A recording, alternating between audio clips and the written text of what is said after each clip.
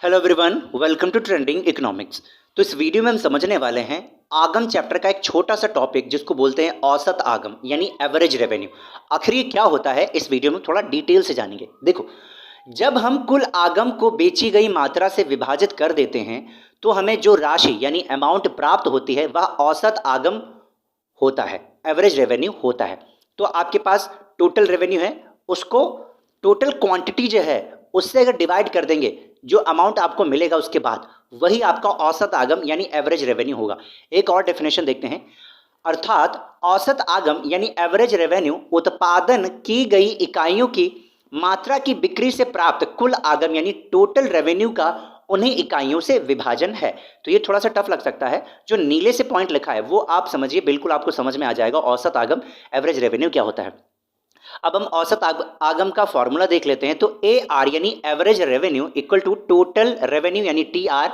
इसको आज जब हम टोटल क्वांटिटी से डिवाइड कर देंगे तो हमें ए आर यानी एवरेज रेवेन्यू मिल जाएगा।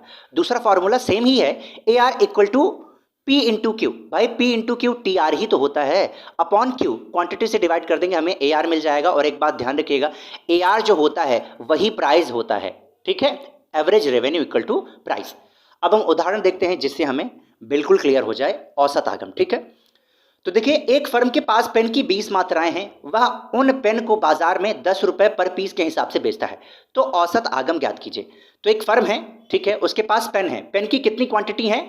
20 क्वांटिटी है, वह उन पेन को 10 रुपए पर पीस के हिसाब से बेचता है। तो कितने रुपए को हुई? 200 रुपए की। अब हम देखते हैं औसत आगम कैसे निकालेंगे। तो फॉर्मूला सबसे पहले रखते हैं, ए आर यानी average revenue equal to T R, मतलब टोटल रेवेन्यू अपॉन क्यू। तो टोटल रेवेन्यू कैसे निकालेंगे? P into Q. पी कितना है? 10 इंटू क्यू कितना है? 20।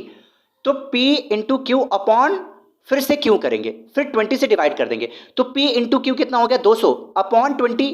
ये क्या हो गया? क्वांटिटी हो गया। अब हम 200 को 20 से डिवाइड कर देंगे, हमारे पास जो अमाउंट आएगा वो आएगा रुपए 10। ये जो रुपए 10 है यही आपका ए आर यानी एवरेज रेवेन्यू है, जिसको प्राइस भी कहते हैं।